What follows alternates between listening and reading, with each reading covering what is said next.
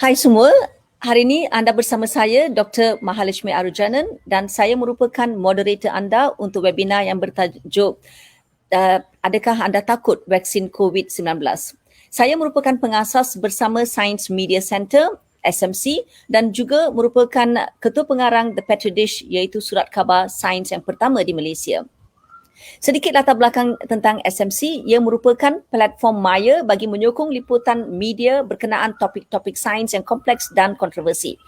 Webinar ini dianjurkan bersama oleh USIM, Universiti Sains Islam Malaysia dan SMC. Dan tujuan kami mengadakan webinar ini adalah untuk menjawab pertanyaan-pertanyaan tentang vaksin Covid-19. Kami di Petri Dish juga baru-baru ini telah mengadakan kempen yang bertajuk Trust the Shot bagi memberi maklumat tepat kepada orang ramai tentang vaksin Covid. Fake news ataupun berita-berita palsu dan gerakan anti-vaksin bukan sesuatu yang baru. Ramai di kalangan masyarakat kita yang mempersoalkan keselamatan dan keberkesanan vaksin. Ramai juga tidak mahu vaksin ini. Ini akan merencatkan usaha membenteras pandemik ini maupun penyakit berjangkit yang lain. Persepsi masyarakat terhadap vaksin ini disahkan oleh satu tinjauan yang telah dilakukan oleh sekumpulan penyelidih USIM baru-baru ini untuk mengetahui sejauh mana penerimaan dan pemahaman rakyat Malaysia terhadap vaksin Covid-19. Yang hasil tinjauan ini kami akan kongsi sebentar lagi. Sebelum itu saya cukup berbesar hati memperkenalkan panel kami pada hari ini dua orang panel dari USIM iaitu pakar mikrobiologi klinikal Profesor Datin Dr. Cik Ilina Cik Isaha dan juga pakar Profesor Madya Dr. Nurul Azmawati Muhammad. Kedua-dua mereka adalah dari Fakulti Perubatan Sains Kesihatan USIM. Profesor Ilina adalah seorang pakar perubatan dan mempunyai kepakaran dalam bidang vaksinologi. Dan Dr. Nurul juga seorang pakar perubatan. Beliau adalah Profesor Madya Perubatan dan bidang beliau adalah kawalan infeksi. Jadi sebelum kita menjawab soalan-soalan hangat tentang vaksin Covid-19, sebagai permulaan mungkin barisan panel kita iaitu Dr. Nurul akan berkongsi sedikit tentang hasil tinjauan yang telah dilakukan oleh USIM tentang persepsi umum terhadap vaksin. Dan tinjauan ini telah melibatkan 1,400 orang Dr. Nurul. Jadi soalan pertama saya bagi Dr. Nurul adalah apakah persepsi masyarakat umum tentang vaksin Covid-19 ini hasil dari tinjauan di USIM? Dr. Nurul. Okey, terima kasih Dr. Maha. Okey, untuk kajian kami ni persepsi kami dapati bahawa lebih kurang 80% daripada responden kami percaya bahawa vaksin boleh melindungi mereka dan kira-kira 33% mereka tidak percaya dan mereka merasakan bahawa vaksin ini tidak berkesan, manakala lebih kurang separuh risau tentang kesan sampingan vaksin. Okey, ramai lagi Dr. Nurul yang masih tidak percaya dan takut, was-was lagi. Jadi, apakah yang menjadi penghalang kepada masyarakat yang tidak lagi percaya ataupun takut? Atau kenapa mereka tidak setuju untuk menerima vaksin ini? Okey, daripada kajian kami kebanyakan mereka yang tidak setuju ataupun tidak percaya kepada keberkesanan vaksin ini ialah kerana antara reason atau antara sebabnya ialah kerana mereka meragukan vaksin itu kerana dihasilkan dengan sangat cepat dan ada juga yang ragu tentang status halal vaksin tersebut. Mereka juga bimbang tentang kesan jangka panjang vaksin dan ada juga yang ragu dengan negara pengeluar vaksin. Sebagai contoh, ramai yang tidak setuju dengan keputusan kerajaan untuk membeli vaksin dari negara China. Mereka lebih percaya vaksin-vaksin yang dikeluarkan dari negara barat. Okey, dan Dr. Nurul dan juga Prof. Ilina, persepsi-persepsi ataupun isu-isu ini akan kita kupas dengan secara lebih terperinci lagi. Tetapi Dr. Nurul, satu lagi soalan mengenai tinjauan ini, apakah penemuan paling signifikan ataupun menarik tentang tinjauan yang telah dilakukan oleh USIM? Okey, penemuan paling signifikan ialah kami dapati bahawa lebih kurang 35% responden tidak mahu untuk divaksinasi. Dan kami juga dapati bahawa 57% daripada responden tu tidak mempunyai pengetahuan yang baik tentang vaksin. Jadi saya merasakan bahawa webinar seperti ini adalah sangat bagus supaya kita dapat mendidik masyarakat supaya lebih faham tentang vaksin supaya mereka dapat menerima vaksin. Ya, memang Campaign awareness campaign ini sangat penting ya, terutamanya masa isu krisis ini sedang berlaku, pandemik ini. Jadi kita sebelum mengupas isu-isu yang telah kita dapati dari tinjauan dan dari social media juga, banyak sangat isu-isu negatif ataupun persepsi negatif tentang vaksin. Sebelum kita mengupas isu itu, mari kita menonton video pendek yang telah dihasilkan oleh USIM tentang satu isu yang telah Dr. Nurul mempertengahkan, iaitu macam mana vaksin ini boleh dihasilkan dalam jangka masa yang pendek.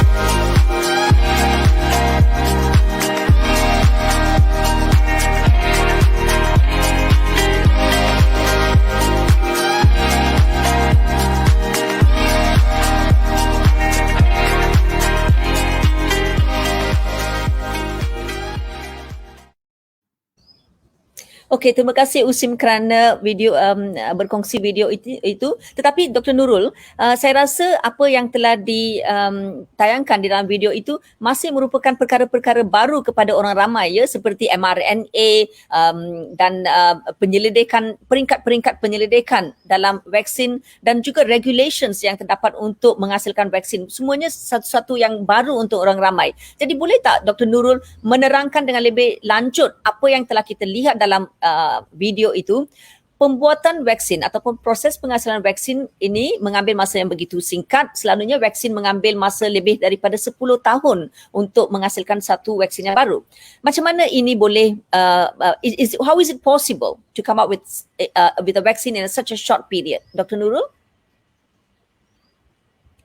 Okey, Dr. Maha ya, betul ya. Sebelum ini jika kita membuat vaksin ya, memerlukan masa bertahun-tahun ya, 10 tahun hingga 15 tahun. Tetapi untuk vaksin COVID-19 ni kita dapati bahawa cuma mereka mengambil masa kurang daripada setahun ya. Ada setengah company itu mengambil masa kurang daripada setahun untuk menghasilkan vaksin. Ini adalah disebabkan beberapa faktor. Faktor-faktor itu telah kita lihat dalam video tadi ya. Yang pertama sekali, yang paling penting saya rasakan ialah tentang teknologi ya, kerana sekarang kita mempunyai teknologi yang sangat tinggi. Jadi contohnya apabila virus SARS-CoV itu dijumpai pada bulan Disember 2019 ya, pada Januari 2020, saintis telah berkongsi maklumat genetik virus tersebut kepada seluruh dunia. Jadi bermula daripada bulan Januari, saintis-saintis di seluruh dunia telah mula menjalankan kajian tentang vaksin. Dan kemudian kita juga ada teknologi baru untuk menghasilkan vaksin seperti mRNA dan juga virus vektor, di mana vaksin-vaksin ini lebih mudah dan lebih cepat untuk dihasilkan berbanding dengan vaksin lain yang secara tradisional ya, seperti vaksin yang dinyatakan aktif. Kemudian kita juga tahu bahawa virus SARS-CoV-2 ini adalah mempunyai dari keluarga yang sama dengan virus yang menyebabkan SARS dan MERS ya. Jadi sebenarnya kajian telah lama dijalankan untuk menghasilkan vaksin untuk MERS dan untuk SARS-CoV ya. Jadi apabila kita ada COVID-19 ini, maka sebenarnya asas untuk membuat vaksin terhadap coronavirus itu telah ada ya. Cuma apabila mereka mendapat maklumat genetik yang baru, mereka cuma mengubah suai sedikit sahaja ya. Jadi itu memudahkan sebenarnya proses penghasilan vaksin. Dan kemudiannya disebabkan pandemik ini melibatkan ramai orang di seluruh dunia, jadi ianya sebenarnya menarik minat ramai orang untuk melaburkan dana ya, banyak duit yang disumbangkan diperlukan ya, dan juga disumbangkan oleh company-company yang besar dan juga oleh negara-negara yang besar yang kaya untuk menghasilkan vaksin ini ya, kerana COVID ni telah banyak di Amerika semua dah melibatkan berjuta-juta orang, melibatkan juga berjuta-juta kematian. Jadi keadaan yang mendesak ni, mendesak ramai orang untuk menyumbang, semua orang menyumbang untuk menghasilkan vaksin ini ya. Dan juga yang ketiganya ialah tentang kajian klinikal ya. Walaupun ianya dihasilkan dengan cepat, tetapi tiada kajian klinikal yang mungkin tak ada yang dipendekkan kan Dr. Nurul, tak ada yang dipendekkan. Semuanya dibuat tapi dibuat pada masa yang sama secara selari ya. Contohnya fasa 2 dan 3 dilakukan pada masa yang sama. Dan lebih mudah untuk mendapat volunteers ya, sebab ramai orang yang dijangkiti dan ramai orang sebenarnya ingin membantu supaya semua orang membantu supaya vaksinnya dapat dihasilkan cepat, dapat membantu ramai orang. Itu komen saya tentang terima kasih Dr. Nurul. Harapan saya ialah supaya kita belajar dari experience dari COVID dan dari sekarang ubat-ubatan lain juga boleh dihasilkan dengan begitu cepat ya. Okey, Dr. Nurul, sebelum saya beralih kepada Dr. Elina, Prof. Elina, saya ada satu lagi soalan kepada Dr. Nurul ya. Sekarang kita dengar ada lebih 100 vaksin yang sedang dikaji di pelbagai peringkat penyelidikan ya, clinical trial yang baru di takat pertama, pre-clinical trial semuanya.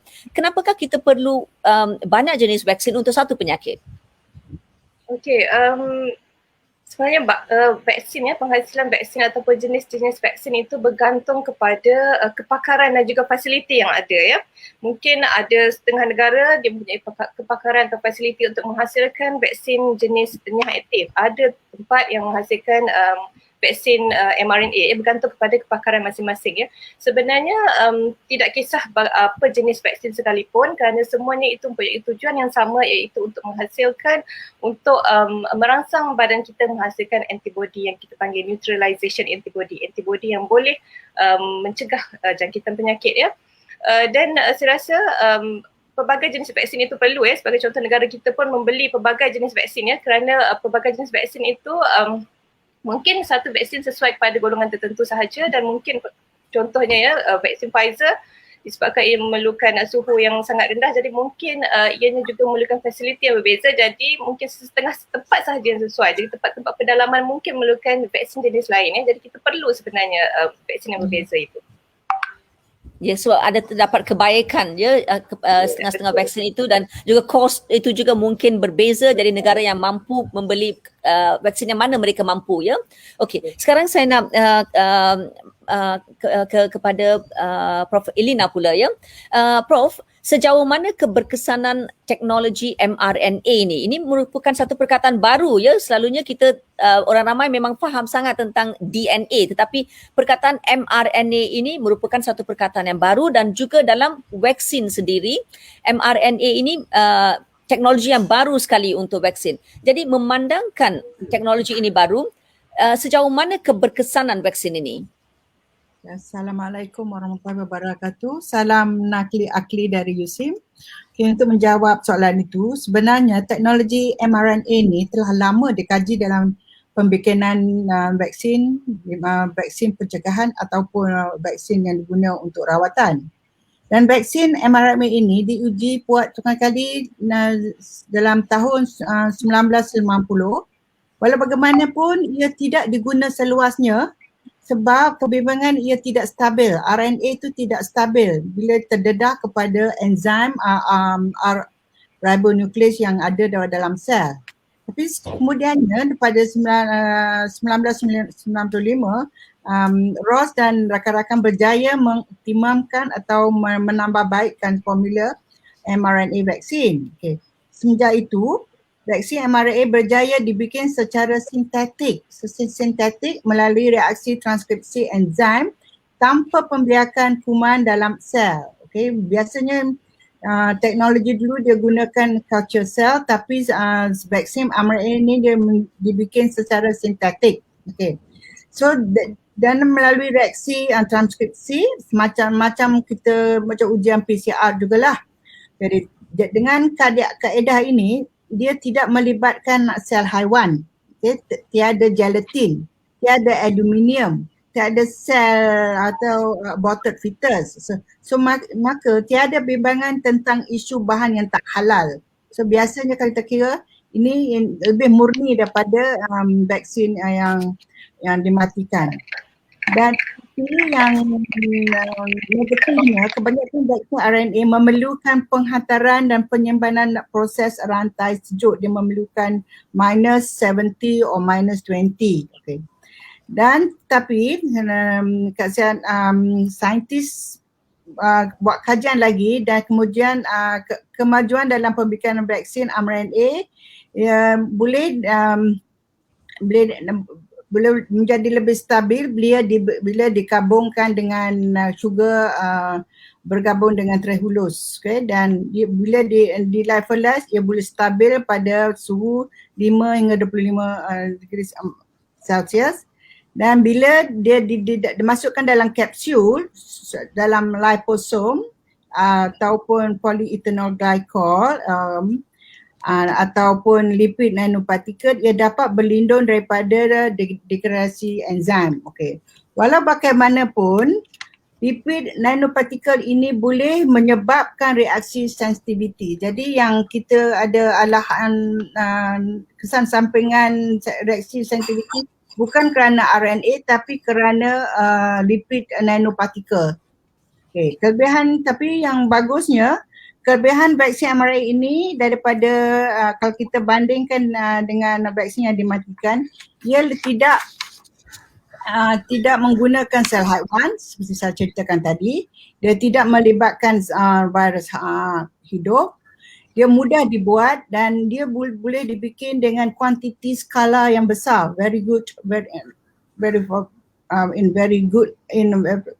Skala yang besar. A lot dan dalam masa yang cepat, dan ia lebih selamat kerana tak ada kontaminasi. Saintis juga telah menghasilkan vaksin Zika dan virus influenza menggunakan platform mRNA. Jadi maknanya vaksin COVID ni bukan yang pertama ya. Vaksin lain telah digunakan platform mRNA. Seperti juga vaksin coronavirus SARS dan MERS juga telah dikaji, tetapi kedua vaksin corona ini tidak digunakan sebab SARS dan MERS tidak berpanjangan dan tidak menjadi pandemik. Jadi ada vaksin tapi tidak digunakan. So dalam keadaan pandemik di mana bilangan kes infeksi dan kematian yang berjuta-juta, kita memerlukan platform yang seperti tadilah, senang dan cepat, mudah, dan selamat, okey, dan berkesan. Jadi vaksin mRNA dapat menyelesaikan masalah ini. InsyaAllah. Okey, terima kasih Prof. Lina. Jadi berarti vaksin ini lebih mungkin mempunyai lebih kebaikan daripada vaksin konvensional, iaitu vaksin yang diaktifkan ataupun vaksin yang telah attenuated. Ya, jadi saya rasa dan juga Prof. Lina berkata bahawa vaksin ini tidak ada apa-apa bahan-bahan tambahan yang diperlukan seperti yang dilakukan untuk vaksin konvensional. Jadi tapi saya ada satu lagi soalan tentang vaksin ini kerana ia mempunyai mRNA, iaitu mRNA juga merupakan sejenis bahan genetik ya. Jadi disebabkan ia bahan genetik. Dr. Nurul, adakah vaksin COVID-19 yang berasaskan mRNA ini akan mengubah suai DNA sesiapa yang menerima vaksin ini? Okey, Dr. Maha ya. Boleh dengar saya ke? Boleh. Boleh ya, okey. Vaksin mRNA ni ya, seperti Prof. Indah katakan tadi, mengandungi mRNA, iaitu bahan genetik yang sebagai bahan aktifnya ya. Jadi mRNA ini akan memasuki sel kita dan ia akan berada di dalam cytoplasma ya. Manakala DNA kita sebenarnya berada di dalam nukleus ya. Jadi sebenarnya mRNA itu tidak akan masuk ke dalam nukleus dan tidak akan mengganggu DNA manusia. Ianya hanya akan berada di cytoplasma dan juga ianya akan ditranslate oleh ribosom dan akan menghasilkan protein. Dan kemudiannya mRNA itu akan dimusnahkan oleh sel kita ya. Jadi ia memang tidak akan mengganggu DNA di dalam nukleus manusia. Begitu juga dengan vaksin viral vector ya, ianya juga adalah dia juga membawa bahan genetik ya, bahan genetik tersebut dibawa oleh virus ya, seperti adenovirus ya. Jadi bahan genetik itu juga tidak akan mengganggu DNA manusia.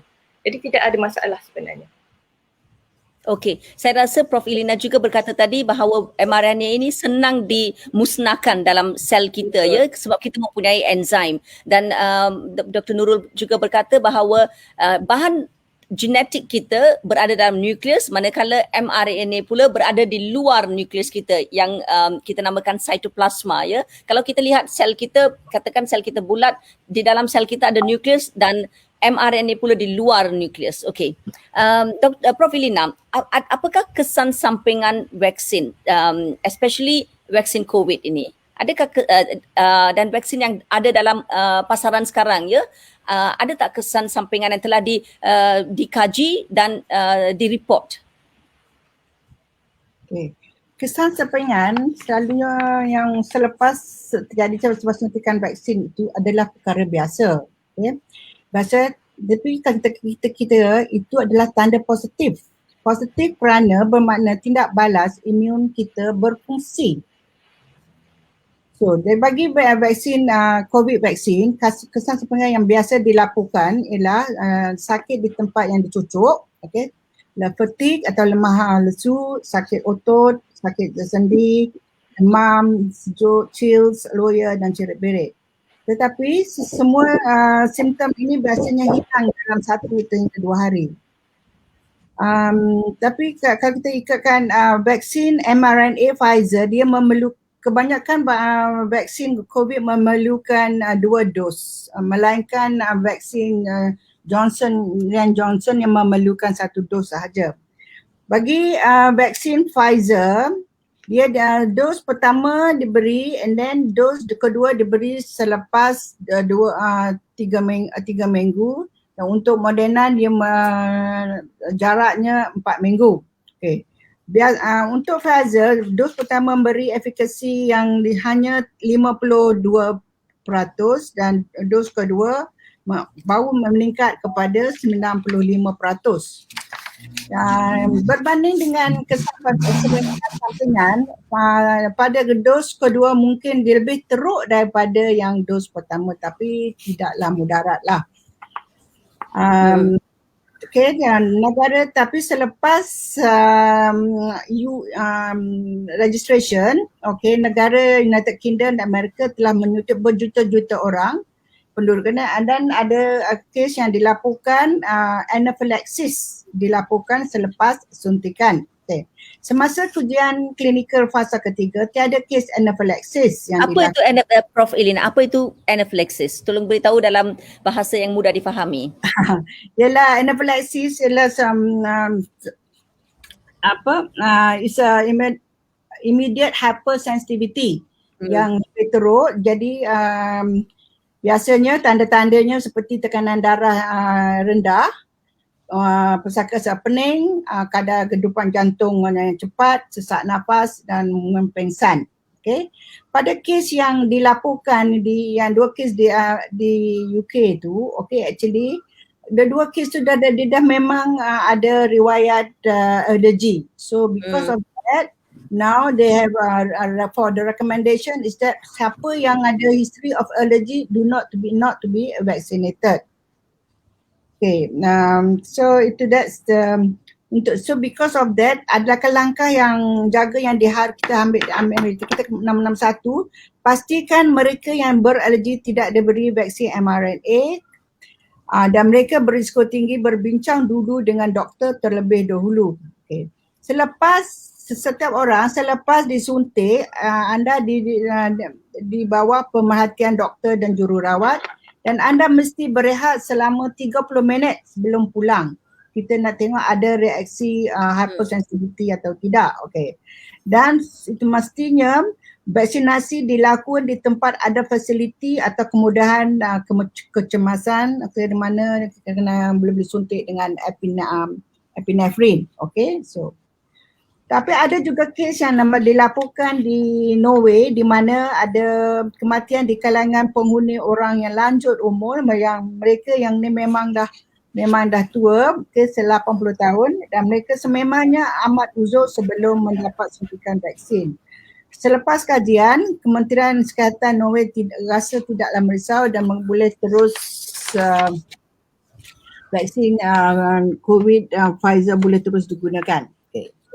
Ada juga sampaikan yang menjadi isu seperti penyakit autoimmunity Bell palsy juga dilaporkan. Tapi penyakit autoimun jadi akibat, kata apa makna autoimmunity ialah akibat antibody yang berinteraksi silang dengan sel sendiri. Kita menghasilkan antibody dan hasil tu antibody tu sepatutnya menutrisi kuman, tapi dia menghasilkan kuman tapi dia juga turut berinteraksi silang dengan sel sendiri. So autoimun ini memang terjadi pada penyakit bakteria dan virus. Okay. Upama yang anda tahu tu macam demam rheumatik yang terjadi selepas sakit tekak streptococcus. Okay. Jadi autoimmunity ini berlaku semasa fasa antibody iaitu biasanya 2 minggu selepas infeksi acute, okay, ataupun selepas infeksi acute ataupun selepas suntikan. Sebab itu semasa buat kajian klinikal fasa ketiga, they really see the side effects for 2 months. That means to make sure that to see whether there's autoimmunity or not. So bab yang Bell palsy yang nak menjawab kes Bell palsy tadi, Bell palsy ini ia terjadi sebab akibat inflamasi bengkak saraf muka dan turut otot muka jadi paralyzed. Okay. Dia membuat mukanya herut. Okay. Dia tidak berpanjangan, so usually they recover within 6 months or so. Bell palsy sering berlaku dalam populasi akibat infeksi virus ataupun bakteria dalam kadar 20 atau 30 kes per 100,000 population. Tapi jadi dalam kajian Pfizer ini dia have 40,000 cases and of it half of it received the vaccine. So tidak hairanlah ada 4 kes because of those who received the vaccine. Selepas meneliti kes tersebut, FDA berpendapat ia tidak kerana Bell palsy itu tidaklah kerana vaksin. It's not associated with the vaccine. Okay. Okey, Prof. Elina, terima kasih ya. Jadi saya boleh rumuskan di sini tentang kesan sampingan yang selalu bermain di minda orang ramai ya. Jadi langkah-langkah memang sudah ada selepas vaksinasi, apa yang diperlukan, di mana orang ramai akan menerima vaksinasi, dan juga saya rasa orang ramai pun perlu jujur ya memberitahu doktor apakah history mereka, kesihatan mereka, adakah mereka mempunyai penyakit-penyakit lain, jadi doktor boleh memberi nasihat yang sepatutnya. Dan juga kalau kita lihat side effects ini memang sesuatu yang untuk jangka masa yang pendek saja, 1, 2, 3 hari ke 1 minggu. Jadi ini yang dapat kita rumuskan dari apa yang Prof. Elina berkata tadi. Jadi Prof. Elina memang sebelum ni tambah dalam media sosial ada juga isu yang kata urura yang kata vaksin COVID menyebabkan kemandulan. Okey. Terdapat bimbingan vaksin COVID menyebabkan kemandulan kerana wujudnya ada di spike protein tu ada protein syncytin 1 pada spike protein, and this protein juga ditemui di uri plasenta. Jadi diorang bimbang vaksin COVID akan menyebabkan kemandulan pada pesakit COVID. Tapi kajian tunjuk semasa-masa walaupun dalam pandemik ni pun tak adalah orang-orang yang mandul. Okay, so there's no association between sterilization with COVID vaccine. Okay. Satu lagi yang dalam medium sosial yang bimbang ialah adakah vaksin COVID yang akan membuat infeksi COVID itu menjadi lebih teruk akibat antibody dependent enhancement, atau pendeknya kita panggil ADE, seperti yang terjadi pada dengue vaksin kedua.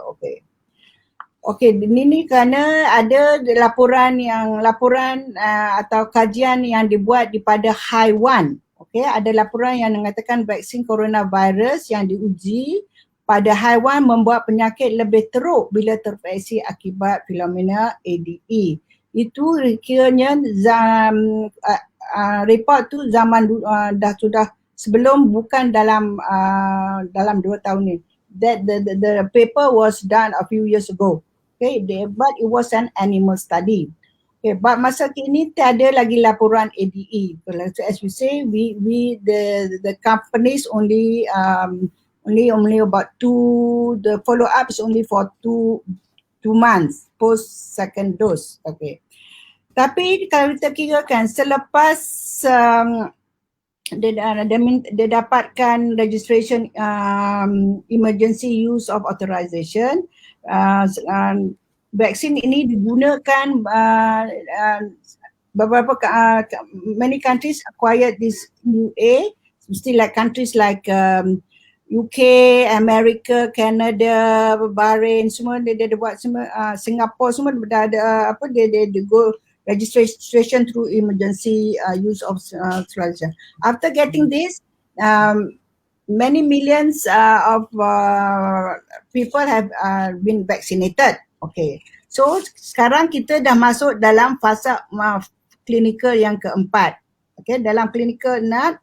So here the vaccine companies still really record whether there's any kesan sampingan yang report, any vaccine adverse event reporting dibuat dan dilaporkan kepada badan berkuasa. So maknanya the company still continue to see whether there's side effects, whether because of the pandemic, they want to register very fast because we have a lot of people ada kematian. So you want the vaccine first, but the follow up goes on. In fact, for those who entered the clinical trial tu, dia memang follow up selama 2 tahun. Okay, so that this is to catch whether there's a long term side effects. Okay, thank you Prof. Elina. Jadi memang semua penyelidikan sedang berlaku dan continuous research is going on ya untuk melihat adakah apa-apa side effect yang baru akan timbul juga, dan ini bukan saja dimantau oleh developer yang membuat vaksin itu tetapi juga oleh agensi-agensi kesihatan seperti kita di negara ini lah, NPRA ya. Jadi memang semua pihak sedang memantau adakah apa-apa kesan sampingan. Jadi apa-apa yang berlaku boleh kita arrest immediately. Saya rasa selepas mendengar apa yang Prof. Elina berkata, kesan sampingan memang untuk setiap vaksin ataupun setiap drug itu kesan sampingan memang ada. Cuba ingat balik ya, bila kita mendapat kotak apa-apa ubatan ataupun dalam botol, memang ada satu paper kan dalam kotak itu akan paper itu akan memberitahu kita kesan sampingan, side effects, adverse effects dan juga contraindication. Jadi ini bukan sesuatu yang baru untuk vaksin COVID tetapi untuk semua drug, termasuk juga Panadol ya. Tetapi memang Panadol telah digunakan untuk jangka masa yang begitu lama, jadi orang ramai pun tidak risau lagi. Jadi vaksin ini memang kita tidak perlu risau, tetapi apa-apa yang berlaku akan pihak berkuasa akan terus mengambil langkah-langkah berjaga bila-bila ada apa-apa yang dilaporkan di mana-mana negara. Tapi saya nak balik kepada isu halal ya. Jadi tadi pun Prof. Elina dah beritahu yang kerana vaksin ini merupakan vaksin mRNA yang menggunakan bahan genetik, tidak ada bahan-bahan tambahan lain seperti gelatin. Tetapi adakah ini betul untuk vaksin COVID yang lain, misalnya vaksin COVID dari AstraZeneca ataupun vaksin COVID dari Sinovac? Adakah vaksin COVID ini halal, Dr. Nurul? Okey, tadi Prof. Elina cakap ya, betul lah. mRNA ni memang sudah declare ya, Pfizer dan juga Moderna telah declare bahawa vaksin mereka tidak mempunyai apa-apa bahan lain ya. Cuma ada mRNA, ada sugar dan juga ada lipid sebagai envelope ya. Tetapi untuk vaksin-vaksin lain ya, seperti vaksin yang jenis inactivated ataupun viral vector, ada kemungkinan mereka menggunakan barang-barang bahan-bahan yang mungkin agak kontroversi dalam Islam ya, contohnya seperti gelatin ya. Gelatin sebenarnya banyak digunakan, gelatin daripada khinzir ya ataupun babi banyak digunakan sebagai penstabil dalam vaksin ya. Sebenarnya pengeluar-pengeluar vaksin seperti Sinovac dan juga AstraZeneca, mereka belum mengeluarkan kenyataan tentang apakah bahan-bahan yang ada dalam vaksin mereka ya, masih lagi belum mengeluarkan kenyataan rasmi ya, tetapi jangan risau jika vaksin-vaksin itu masuk ke dalam Malaysia, Kementerian Kesihatan, JAKIM dan juga pihak-pihak yang terlibat akan memastikan bahawa vaksin-vaksin itu selamat dan juga harus digunakan oleh umat Islam ya. Jadi kita sebagai rakyat Malaysia, sebagai orang Islam tidak perlu takut lah ya. Sebagai contoh jika Sinovac ya, Sinovac kalau tidak silap saya 2 minggu, mungkin minggu lepas ya, kerajaan telah menandatangani perjanjian untuk membeli vaksin jenis Sinovac daripada syarikat Farmaniaga ya. Syarikat Farmaniaga ini adalah syarikat Bumi Putra dan dimiliki oleh orang Islam, jadi saya merasakan mereka juga perlu memang ada membuat kajian dan juga mereka akan memastikan bahawa vaksin ini benar-benar sesuai untuk orang Islam. Kita pun tahu Indonesia ramai orang Islam di sana dan mereka juga sangat ya, dengar ke? Baru dengar ya. Dengar di Indonesia ya, mereka juga sangat particular tentang halal dan sebagainya ya. Jadi pada pendapat saya mungkin Sinovac mungkin tidak ada masalah, tapi vaksin-vaksin lain juga negara kita, pihak-pihak yang wajib negara kita akan memastikan semuanya selamat dan dibenarkan oleh Islam. Jangan risau. Ya, saya rasa kan Dr. Nurul sebagai bukan Islam juga, saya pernah mengadakan dialog di antara saintis dengan pihak ulama dari merata dunia ya. Tetapi masa itu bukan untuk vaksin tetapi mengenai GMO, genetically modified organisms, makanan yang kita makan, adakah ia halal ataupun tidak halal. Jadi apa yang diberitahu oleh ulama-ulama dari serata dunia tu ialah pada masa ketegangan seperti pandemik ni, it's between life and death. Jadi masa ni kalau tidak ada option yang lain, dia akan dikatakan darurat kan? Harus, betul. Ya, jadi walaupun dia dari sos yang haram, tetapi kerana kita perlu, betul-betul perlu dan tidak ada option yang lain, dia diharuskan. Dan bagi saya juga ya, kalau kita lihat antara halal dengan umah ya, masyarakat Islam yang mana kita nak masyarakat Islam terus continue. Saya rasa kalau ada prinsipal Islam yang mengatakan progeny ini amat penting. Ini yang saya belajar tentang Islam masa saya adakan dialog itu kan, Dr. Nurul? Betul tak apa yang saya kata ni? Betul. Saya setuju, betul. Kita follow maqasid syariah, maqasid. Betul. Kita ada maqasid syariah ya. Tapi itu yang tapi apa-apa pun memang ianya akan dibincangkan oleh orang-orang yang expert dalam bidang agama, dan sepatutnya kita sebagai rakyat Malaysia, kita sepatutnya akur dengan keputusan mereka ya. Mereka membuat keputusan secara terbaik supaya kita dapat memelihara nyawa dan kesihatan kita ya. Itu yang lebih penting sebenarnya daripada kita mempertikaikan tentang halal atau tidak dan sebagainya ya. Sebenarnya nyawa itu adalah progeny itu, nyawa itu adalah lebih penting. Ya, kalau tidak nanti lenyapkan masyarakat Islam. Jadi itu yang saya belajar dari dialog itu. Bukan saya ini memang bukan pakar, tapi saya ingin kongsi apa yang saya belajar melalui interaksi saya dengan pihak ulama. Jadi Prof. Elina, kita nak beralih kepada immunity kelompok. Sebelum itu, sebelum saya lupa, kepada semua orang yang mengikuti webinar ini, jika anda mempunyai soalan-soalan, tolong post soalan anda dalam session komen ya. Nanti kita akan menjawab soalan-soalan yang datang dari para penonton. Prof. Elina, immunity kelompok ataupun herd immunity ya. Immunity kelompok ini boleh didapati dengan dua approach. Satu ialah selepas kebanyakan populasi mendapat penyakit itu, jadi kebanyakan populasi itu akan imun terhadap penyakit itu. Satu lagi ialah selepas populasi itu mendapat vaksinasi dan mereka juga akan imun. Jadi apakah beza antara immunity kelompok ini yang melalui jangkitan dan melalui vaksinasi? Okey, apakah dia itu imunisasi herd immunity? Imunisasi melindungi komuniti apabila sebahagian besar daripada mereka telah memberi vaksin ataupun tak penyakit. Okay, it can be acquired through infection or through vaccination. So bila bilangan orang rentan berkurangan, kuman pun suka merebak. Okay.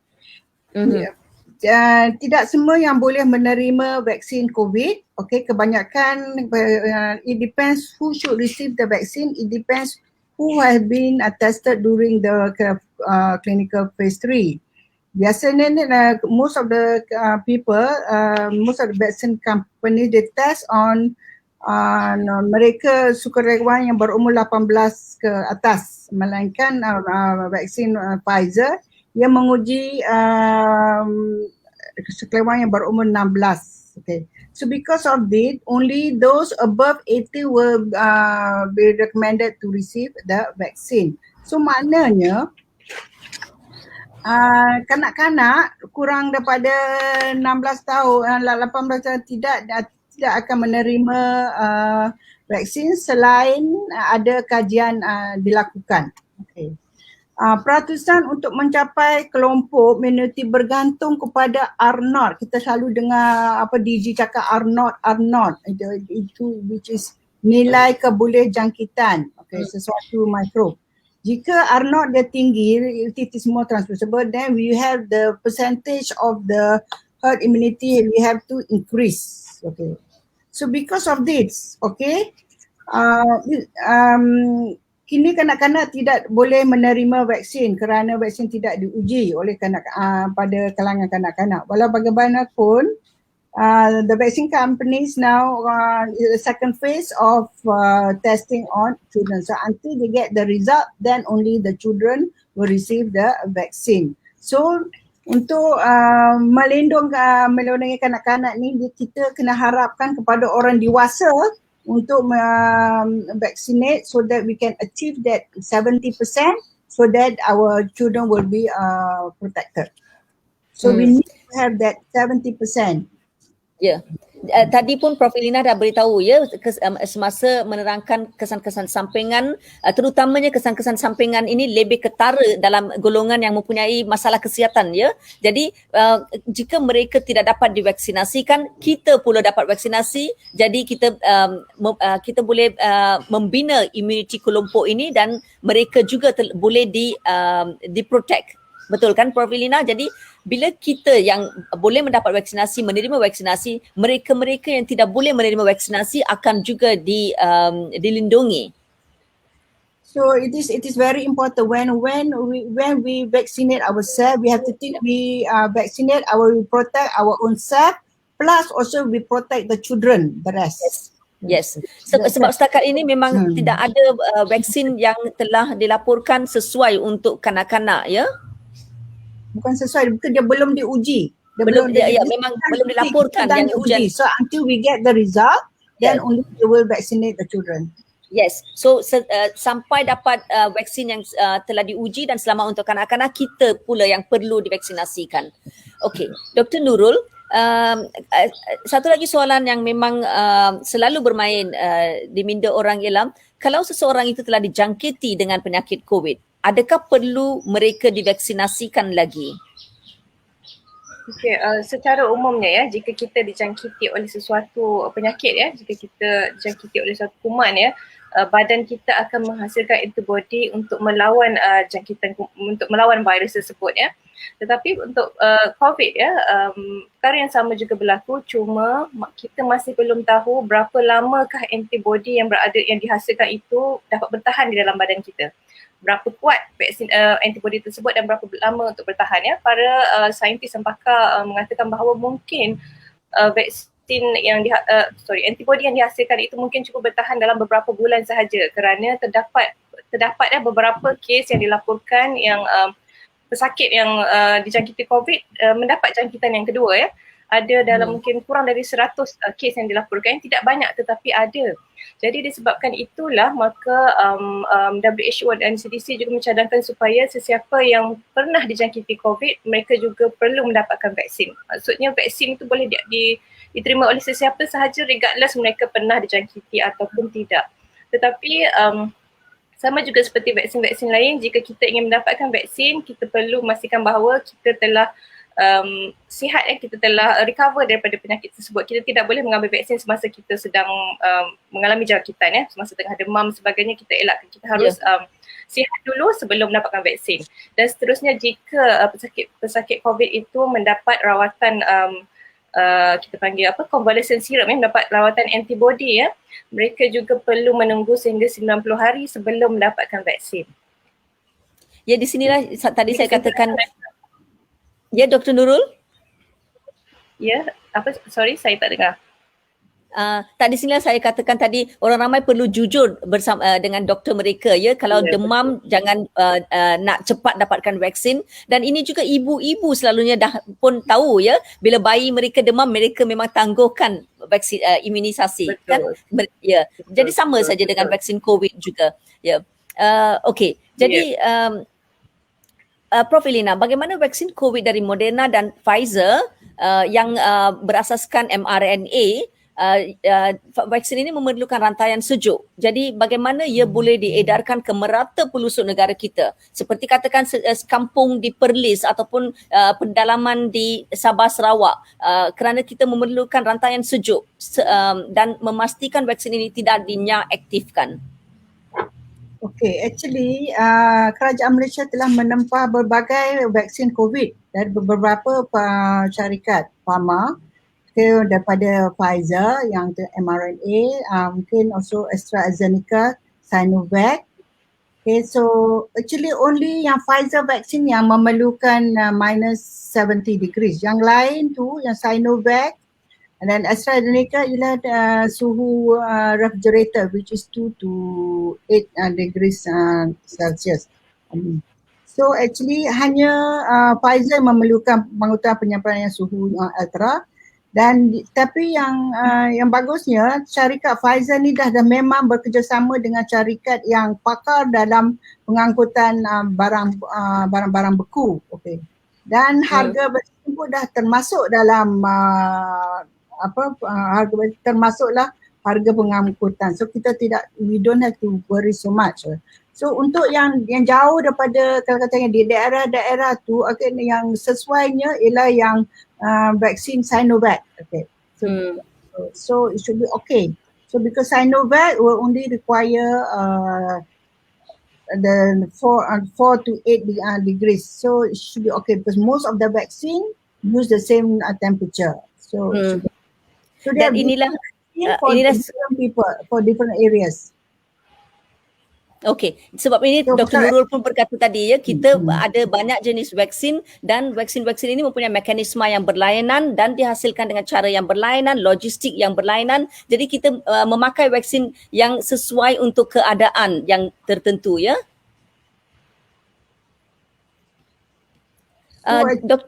Yes, Prof. Elina? So actually the Pfizer vaccine will be suitable in the big hospital. So and in the first phase, you have the frontliners, the healthcare workers, so they will be getting the vaccine in the big hospital which has got the freezer minus 80 degrees freezer. Yang lain di hospital, klinik daerah dan hospital daerah mungkin mendapatkan Sinovac vaksin. Because as Prof Nurul cakap, Pharma Niaga akan there bought it and there be file and for distribution, file and filling. So it will be made so it's easy lah. Ya. Okey. Dan satu lagi perkara yang memang menakutkan, ya, mutasi yang virus ini menjalani. Kita juga mendengar, ya, ada virus D614G di Malaysia dan di UK pula B117 dan juga yang baru di Afrika Selatan. Jadi virus ini sentiasa mengalami mutasi. Jadi Dr. Nurul, adakah mutasi ini akan menjadikan vaksin itu tidak berkesan? Vaksin yang sekarang kita ada ni. Okey, sebenarnya vaksin menghasilkan apa yang kita panggil respon yang bersifat poliklonal. Maksudnya vaksin ini merangsang badan kita untuk menghasilkan antibody terhadap beberapa tempat pada contohnya pada spike protein, pada virus tersebut, Jadi jika mutasi itu berlaku pada satu tempat sahaja, maka ianya tidak menjejaskan keberkesanan vaksin kerana vaksin tu kerana antibody tu masih boleh mengenal pasti tempat-tempat lain pada virus tersebut. Sebagai contoh ya, varian B117 ya, B117 dari England ya, Pfizer telah menjalankan kajian dan mereka mendapati bahawa vaksin mereka ada berkesan terhadap varian tersebut. Manakala untuk varian dari Afrika Selatan ya, ada kajian telah dijalankan, mereka mendapati bahawa terdapat kurang sedikit berkesan vaksin, kurang berkesan kepada virus ini, tetapi kajian lanjut masih dijalankan ya. Jadi kesimpulan saya ialah jika sebab kita tahu virus ini memang sentiasa bermutasi ya, jika mutasi itu hanya minor mutation sahaja, probably vaksin itu masih boleh berkesan, tetapi jika mutasi itu berlaku di banyak tempat, mungkin ianya akan mempengaruhi keberkesanan vaksin. Tetapi dengan teknologi baru yang kita ada ya, seperti mRNA teknologi, sebenarnya kita boleh mengatasi masalah ini kerana RNA, Pfizer BioNTech telah menyatakan bahawa mereka boleh menghasilkan mRNA varian baru ni dalam masa beberapa minggu sahaja dan boleh menghasilkan vaksin baru dengan cepat. Jadi inilah sebenarnya the beauty of technology lah sebenarnya ya. Kita seperti juga macam vaksin influenza ya. Setiap tahun ya ada vaksin baru untuk influenza ya. Ya, setiap tahun. Ya. Untuk COVID pun mungkin kita perlu lakukan sebegini. Kerana kita tahu virus itu memang suka bermutasi.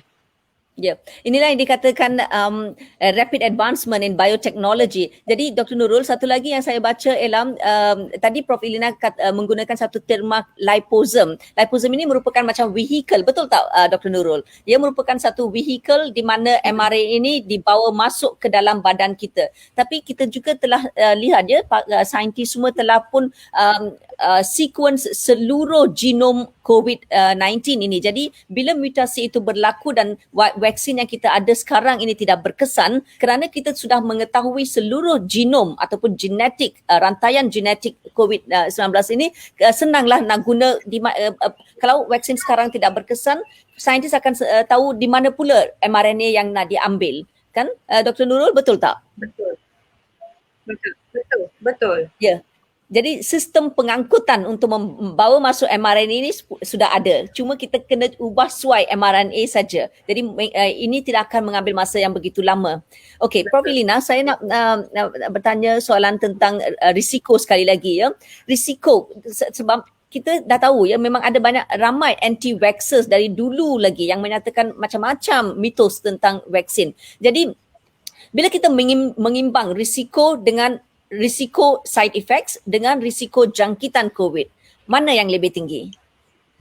Okay, kita dah tahu kesan sampingan yang kita kata tadi, dia lalu hilang 1 dan 2 hari, yang mungkin yang tingginya ialah anaphylaxis. Tapi itu pun kita dah tahu, kita akan observe for 30 minutes, so should be okay. Actually boleh dapat rawatan, so it's alright. So apakah keuntungan vaksinasi? So that means once you've been vaccinated, you dapat immunity. Kalau dapat immunity, kita tidak lagi dalam lockdown mode. Okay, we're talking about, we have now, when we have go on lockdown mode, kan? So you dah tahu macam mana kanak-kanak tak boleh pergi sekolah, okay? Banyak the mental health, okay? I think ibu bapa we have to work, already got to work at home and then got to supervise the online teaching. Lepas tu ada lagi kesan pada penyakit-penyakit lain, okay, kerana kita sekarang kita concentrate kepada COVID, jadi penyakit lain seperti cancer and immunization semua telah, it's like on the shelf. So because of that, there's other diseases are not being looked after. So this is what happen when we have the lockdown mode. Okay. So, satu lagi yang mustahil ialah ekonomi. Ya, so we have so many people out of job. So you see shops closed. So this will be that's the problem when we have the lockdown. Okay, but we have to balance between the lockdown. So when we have, so vaccine is the answer. We have the vaccine, then we can go not to the old, it's going to be new normal. but we still have to continue using wearing masks, the sanitation and physical distancing. But the thing is, to at least we can go back to near, but not same as before, but at least better. So because the effect of lockdown. So this is, we want to get out of this lockdown. So this is the real benefit. Okay. Yep. Ya, memang kalau kita lihat risiko yang kesan sampingan yang Prof. Elina bincangkan tadi, seperti sakit sendi ataupun demam untuk 2 hari, itu memang tidak seketara kalau kita lihat economic downturn dan mental health anak-anak yang berkurung dalam rumah dan juga ibu bapa yang tidak dapat bekerja dan kehilangan kerja juga, ya. Jadi risiko jangkitan COVID ini bukan saja risiko kesihatan tetapi juga risikonya tinggi, amat tinggi. Pengangkutan dan food security semuanya terbabas. Okey. Satu lagi soalan untuk Dr. Nurul, ya. Dr. Nurul, selepas katakan saya telah divaksinasikan, perlukah saya memakai mask lagi bila saya keluar? Perlukah saya menjaga penjarakan sosial saya? Boleh tak saya berjabat tangan dengan rakan sekerja saya? Okey, sebenarnya selepas vaksinasi, ya, badan kita memerlukan beberapa minggu sebelum kita menghasilkan antibody, ya. Jadi memang selepas vaksin tu memang kita perlu terus mengamalkan memakai pelitup muka, mencuci tangan, penjarakan fizikal, ya. Dan sebenarnya ianya perlu dilakukan berterusan sehingga kita mencapai apa yang kita panggil yang Prof. Elina sebutkan tadi, imuniti kelompok, ya. Sebab kenapa saya katakan begitu, kerana vaksin ini melalui kajian-kajian klinikal, ya, mendapati bahawa vaksin boleh menghalang jangkitan COVID kepada seseorang, tetapi belum dibuktikan bahawa sama ada ianya boleh juga menghalang kita. Contohnya, ya, jika kita ada virus dalam tekak kita, sebabkan kita telah mendapat vaksin, maka badan kita boleh melawan, ya. Maksudnya kita tidak mendapat jangkitan, tapi virus tu masih ada dalam tekak kita dan mungkin kita sebenarnya boleh menyebarkan kepada orang lain yang tidak vaksinasi, ya. Itu belum dibuktikan sama ada vaksin itu boleh menghalang transmission tersebut, ya. Sebab tu kita masih menggalakkan supaya semua orang terus memakai pelitup muka, mencuci tangan dan sebagainya sehingga imuniti kelompok tercapai. Okey, terima kasih atas penjelasan itu. Saya nak beralih kepada komen-komen ataupun soalan daripada penonton kita dari Amin Effendi melalui Facebook, ya. Soalan beliau adalah, kalau ibu bapa saya yang berumur lebih dari 65 tahun mempunyai penyakit darah tinggi, kolesterol tinggi, selamat ke nak ambil vaksin COVID? Ataupun kalau nak juga divaksinkan, vaksin mana yang sesuai untuk ibu bapa saya? Prof. Elina? Okay, so actually those with if you consider our country roll out, the vaccine rolled out, like the first phase, it will be given to the healthcare workers and the frontliners. Okay, the second phase will be for those 60 and above, and also those with chronic conditions. So I suppose your parent will be in the second phase. Okay. So which vaccine? Okay, it's actually this the COVID vaccine will be given free to all Malaysians. Okay, but there's also like some local governments. They are also buying for the foreigners, because apparently now we see we have a lot of foreigners have been infected, and they also bring economy to our country. So maknanya even free, but like Selangor government, that's also what I read. They are also buying for the workers, which also include the foreign workers. So which vaccine? Okay. We're talking about which vaccine, like Pfizer vaccine, you see that the effectivity is 95. So that is like one of the best lah kalau kira. So but the rest too, we have the Sinovac, it will be less than about 90 ke apa, kurang sikit.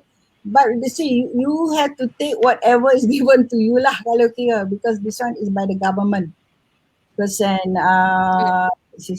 so also as we say, it also depend on the cold chain too.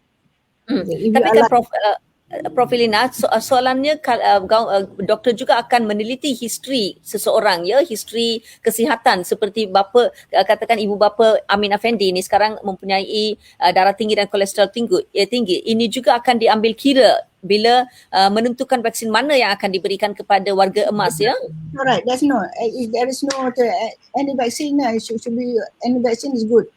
Okay, so darah tinggi dengan kolesterol tinggi ini tidak mempunyai masalah, tidak merupakan satu masalah untuk mana-mana vaksin.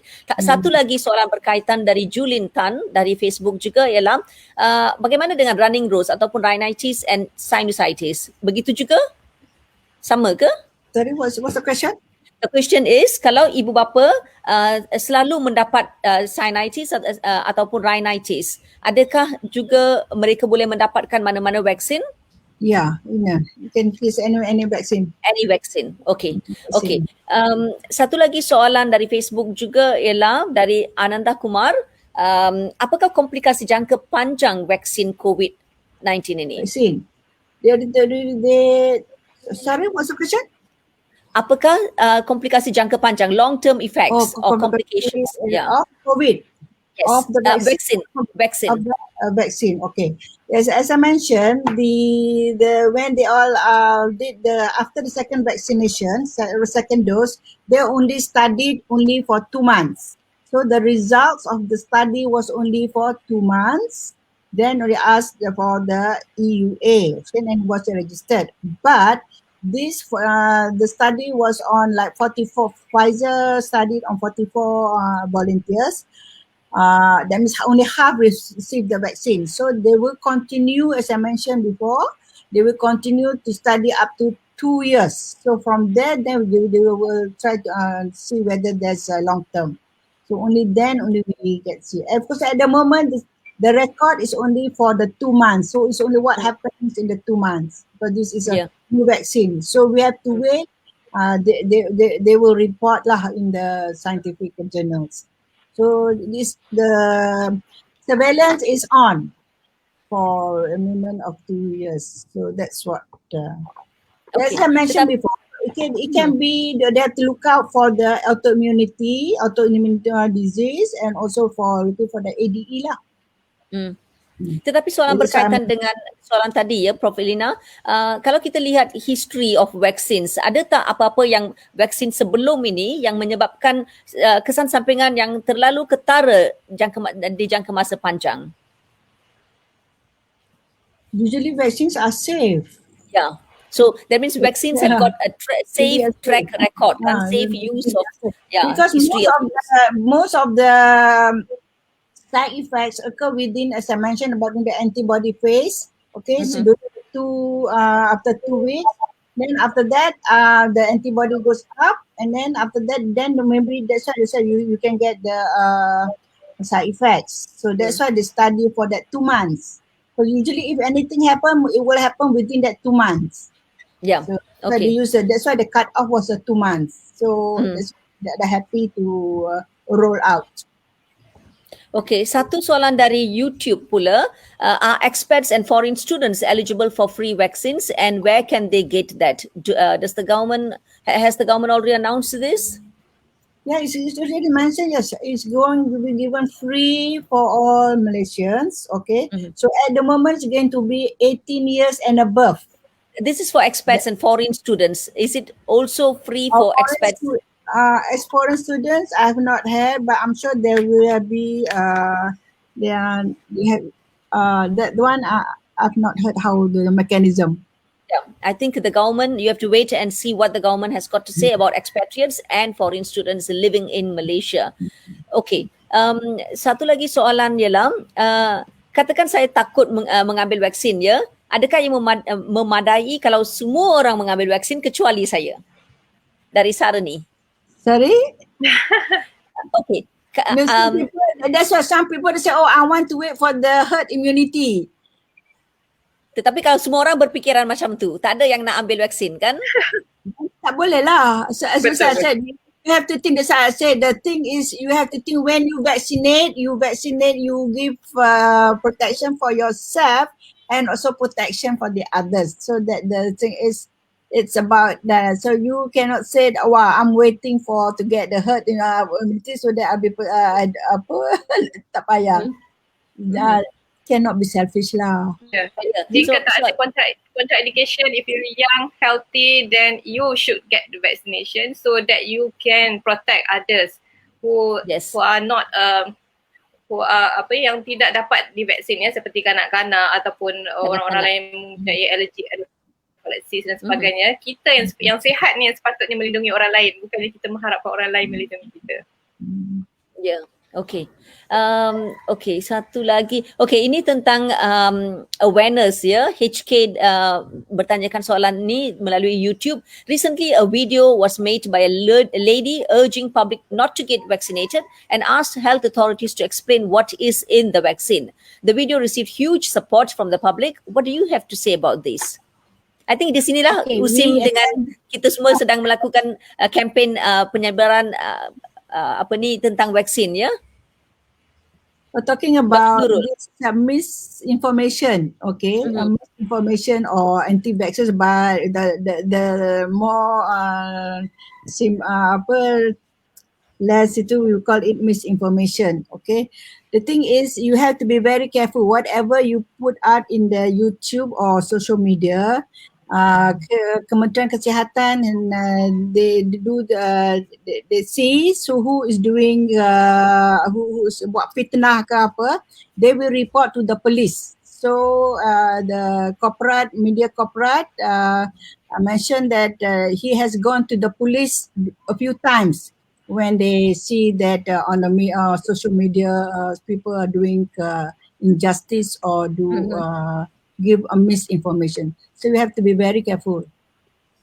Saya rasa di sinilah USIM dah lama ya mengadakan kempen awareness tentang vaksin, dan juga di Petridis juga kita telah mengadakan Trust the Shot kempen untuk meningkatkan kesedaran awam tentang vaksin. Di sini juga saya selalu menyarankan sains literasi ini amat penting. Pengetahuan sains asas untuk orang ramai amat penting supaya kita boleh membezakan fake news dengan berita-berita yang berasaskan sains.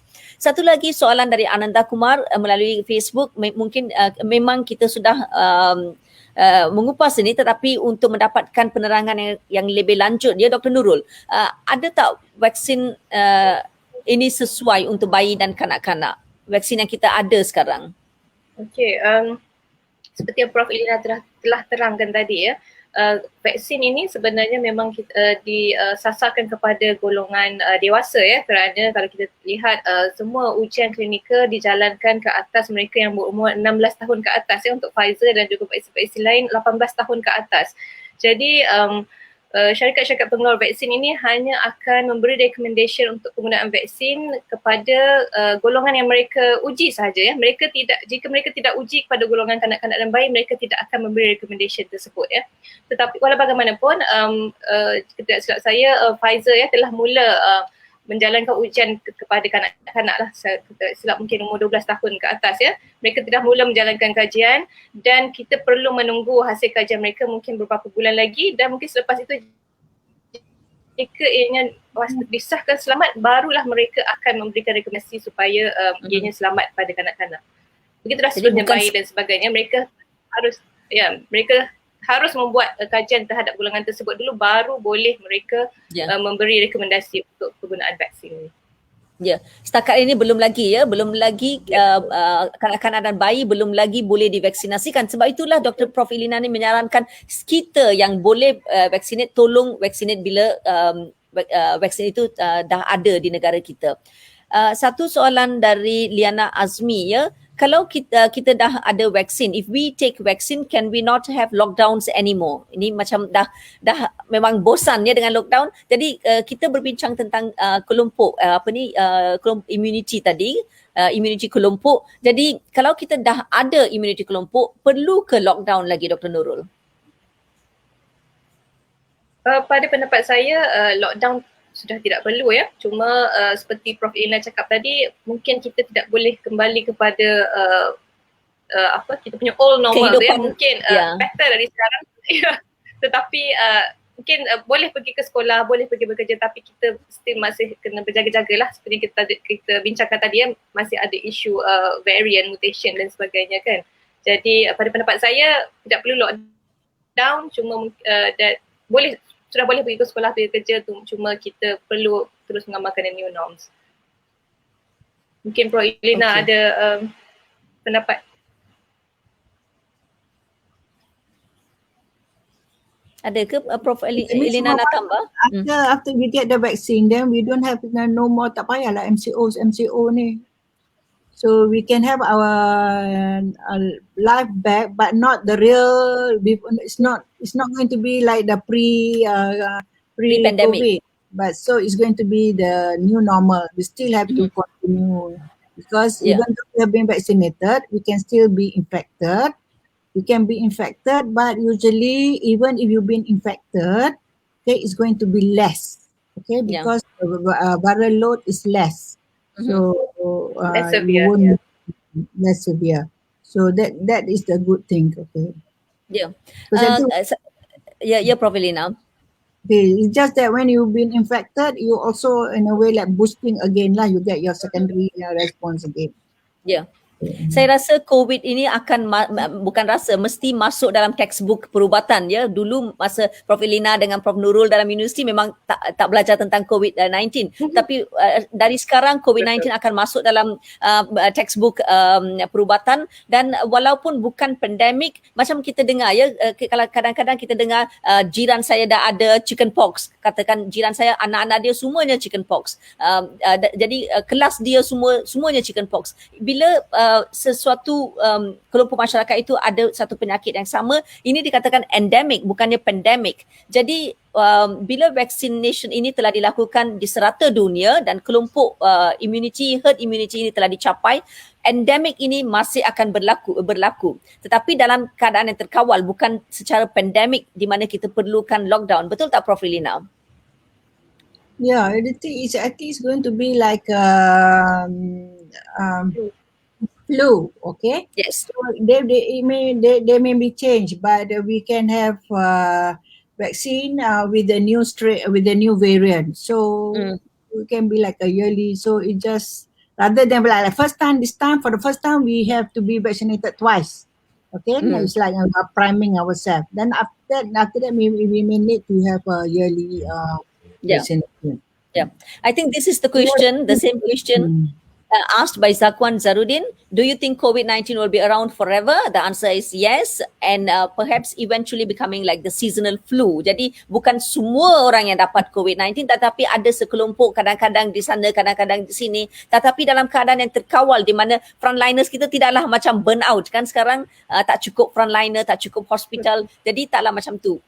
Dia akan dalam keadaan yang terkawal dan tidak perlukan lockdown lagi. Why do we need, this is a very good question. I think this is where we need to explain how immunization happens ya. Hafizah Nur dari Facebook, Hafizah Nur bertanyakan, why do we need 2 doses of COVID vaccine? Dr. Nurul, can you explain how the booster dose works? And why do we need a booster dose? Apabila kita mendapat dos yang pertama badan kita akan menghasilkan apa yang kita panggil respon primer, primary response. Primary response ni mengambil masa berminggu-minggu, mungkin 2 minggu untuk menghasilkan antibody, dan antibody yang dihasilkan pada dos yang pertama tu adalah agak sedikit mungkin dalam 50% macam tu ya. Dan kemudian kenapa kita perlukan 2 dos, kerana kita ingin mendapatkan apa yang kita panggil secondary response ataupun respon sekunder Sekunder tu maksudnya apabila kita mendapat dos yang kedua, kerana badan kita telah di-prime kan pada yang pertama kali tadi badan kita telah mengenal vaksin tadi. Jadi apabila mendapat exposure pendedahan yang kedua, badan dengan cepatnya akan mengenal dan akan menghasilkan antibody yang sangat banyak. Kajian menunjukkan bahawa dos yang pertama cuma menghasilkan lebih kurang 50% protection, tetapi apabila selepas dos yang kedua, protection menjadi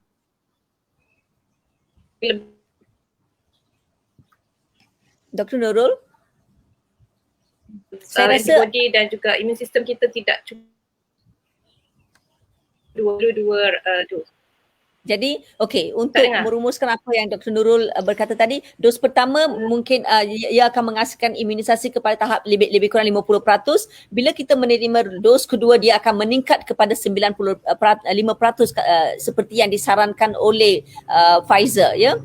Dan ini juga bukan satu perkara yang baru, ya, Prof. Elina dengan Prof. Dr. Nurul, sebab bila kita kanak-kanak yang baru lahir menerima dos pertama, lepas tu berapa bulan lagi ataupun bila mereka pergi ke sekolah menerima dos kedua. Jadi bukan COVID saja yang memerlukan 2 dos, banyak lagi vaksin yang sebelumnya ini pun memerlukan booster dose untuk meningkatkan, ya, Prof. Elina? I can explain. Usually if it is a live attenuated, okay, usually you require only 1 dose, okay. But if it is a killed vaccine, then you need you require multiple 2 doses or more. Okay, like kita kata macam hepatitis B, you require 3 because that one is it's also a recombinant vaccine. Okay. So because if it is live, because it grows there, it may replicate inside. But here it's just not replicating. It's just after exposed to the immune response to the immune cell will produce antibody and also memory cell and also cellular immunity. Okay, so you need to. So, but the thing is, you're talking about as you compare the Pfizer vaccine, the jarak dia 3 minggu as compared to Moderna about 4 weeks. So 4 weeks, 28 days. So because kalau macam terlalu kalau within 1 week tak boleh juga, because it will be like having a primary. So you have to have a jarak dia lah to make it a secondary response. Ya. Jadi saya rasa ini juga perlu diambil perhatian oleh orang ramai. Kalau dah mendapatkan dos pertama, mereka mesti pergi mendapatkan dos kedua. Kalau tak, dia menjadi null and void, ya, tak berfungsi lagi. Lepas tu immunity itu akan turun. Jadi mereka it's a wasted. It's not wasted, okay. Usually you kind of from the clinical trial, during the first vaccination, after first vaccination, they get about 52%, okay, yeah, effectivity. Only after the second you get the 95. Yeah. So you get the 95. So you want to have that 95%. Okay. But if you say if you miss the date, kata you are supposed to tell that you can continue, you don't have to have so just continue. But you want to maintain to have that high antibody. Yeah. Okay. You must go for your second one. Okay. Ananda Kumar ada satu lagi soalan. Get vaccination is better or get infected by COVID virus and getting natural immunity is better? Saya rasa ini pun kita telah terangkan. Kita katakan jangkitan COVID ini bukan saja satu masalah kesihatan tetapi juga masalah pelajaran, masalah ekonomi. Jadi Dr. Nurul, what is your, if you want to reinforce what we are saying, which one is better? Sebenarnya immunity daripada vaksinasi adalah lebih baik daripada natural immunity lah. Ya, kerana dengan vaksinasi ni kita boleh merangsang lebih banyak penghasilan antibody dan juga menghasilkan sel memory dan sebagainya. Jadi sebab itulah kenapa walaupun seseorang itu telah mendapat COVID-19, mendapat jangkitan, kita juga menyarankan beliau untuk still juga mengambil mengambil vaksin. So you have to can I add on? Please, You have to please. understand that when you get the COVID, you can have the disease can be very severe. Okay, you know that it affects the lungs, it affects the heart, okay, it affects the whole body, multi-organ. So and apart, if a person recover, okay, they can get long haulers atau long COVID, for which you don't get your life back. Okay, so the symptom can be like 6 months or so, and you get chronic fatigue. So you don't get your life back. Okay, you maybe you're too fatigued even to go to the gym apa semua. So it's not worth getting the natural COVID. Okay, so get vaccinated. Yeah. it exhausts our system, actually, our healthcare system, and everything else. So there's one question from Liana Azmi, Liana Azmi. Recently, again, similar to someone else who have asked a question about false or fake news. Recently, a lady urging public not to take COVID vaccine on social media. What should the authorities do about this? Memang ada fake news, MCMC semua ada fake news guidelines and act, ya. Apa yang perlu dia lakukan oleh authorities? As I mentioned, the KKM is on the lookout, okay, and they have made police report. So be careful, as I mentioned just now, be careful. Yeah, I think this is macam saranan, ya, tolong jangan sebarkan fake news yang tidak berasaskan sains dan yang menakut-nakutkan orang ramai. Kerana ini akan betul-betul mengganggu kerajaan daripada all the efforts, ya, untuk menamatkan pandemik ini. Okay. Ada tak soalan lain? Saya rasa kita dah cover all the questions. Just one questions, I think, from someone just now I saw about cancer. Kita telah berbincang tentang orang warga tua yang ada penyakit darah tinggi ataupun penyakit kolesterol tinggi, ya. Bagaimana pula dengan pesakit-pesakit kanser? Bolehkah mereka menerima vaksin COVID ini? Actually, those yang dapat complications, okay, very bad COVID are those with chronic conditions. So that's why, as opposed to the others, those with the old and the old 60 and above, and will get in the second phase, okay, and the rest will get in the third phase. Okay, so but we're talking about what if some people have got a decrease in immune, decrease in immune condition, say example those with autoimmunity. For these people, they can be vaccinated, but the response may be less. So berkesanan dia it depends on your own immune response. Okay. So jadi tapi tidak ada masalah. But you can be vaccinated or should be vaccinated, but the response may be less. Like for those who have got cancer, okay, they can be vaccinated because this one is not a live vaccine. This is just for the Pfizer is the RNA, and for the Sinovac is killed by, so it can be given to even those patients with cancers. But just that the immune response may be less. Okay. Jadi tak ada masalah. Okay. Soalan dari YouTube Aishwarya Vigneswaran, terdapat laporan yang mengatakan ada orang yang meninggal dunia selepas menerima vaksin Pfizer BioNTech. Adakah ini benar-benar selamat? Yang yes, I mentioned about those yang meninggalnya yang di Norway, dia dah memang like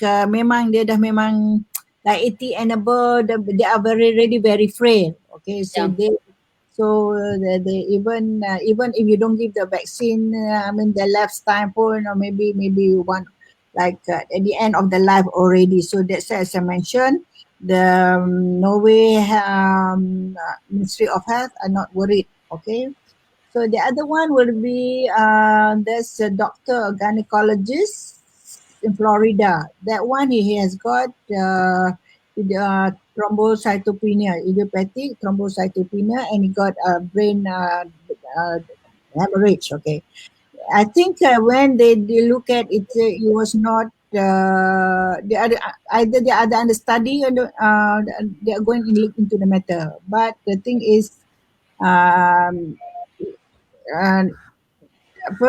because it can, whether it due to the autoimmunity because of the antibody, because idiopathic is more of a autoimmune disease. But so they are looking, whatever case they have, the company will really study and see whether it is related, vaccine related, and or not, and they will put it on the journal. They will report. Yeah. So basically, because their age factor and also the underlying their health underlying diseases that they had. Yeah. Okay. Because So I sometimes think after that they may die of heart attack apa that one apa chronic apa it was there but was not so it was they really study each and every case. Yep.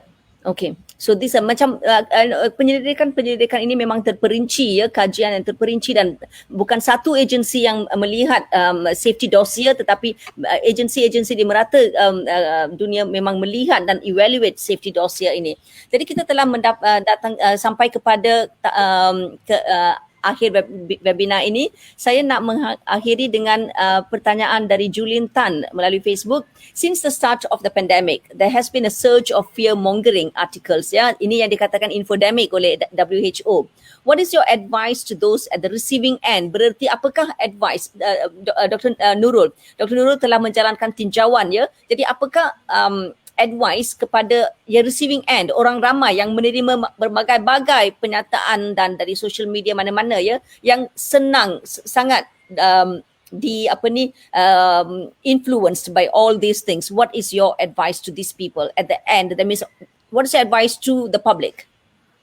Okay, nasihat saya ialah kepada orang ramai jika mendapat apa-apa misinformation ataupun informasi yang tidak tepat daripada anti-vaksin dan sebagainya. Yang pertama sekali, jangan kongsi, jangan cepat sangat nak share dengan kawan-kawan dan sebagainya. Dan saya rasa anda juga ada hak untuk melakukan report ya.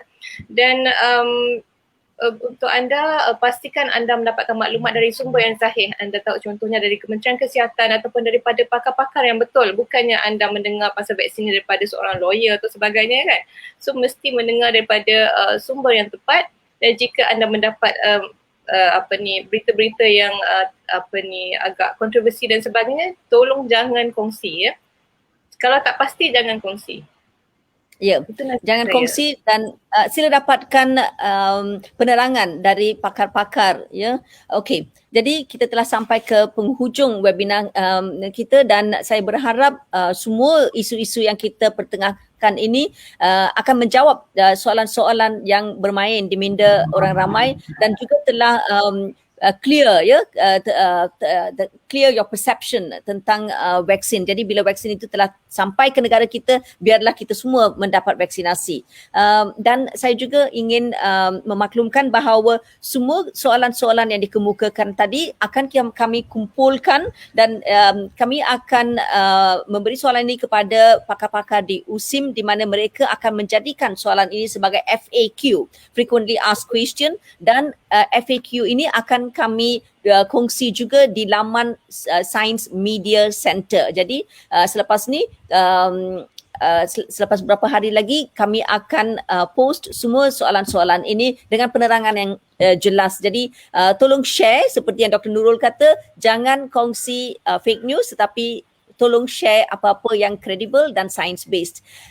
Dengan itu saya nak mengucapkan terima kasih kepada pakar-pakar perubatan yang telah berkongsi ekspertis mereka dengan kami sepanjang 1.5 jam ini dan juga kepada semua orang yang mengikuti webinar ini. So terima kasih dan let's be science based and hope to see all of you again with another topic that is really important on COVID so that we can together bring this pandemic to an end. Thank you very much. Thank you. Terima kasih.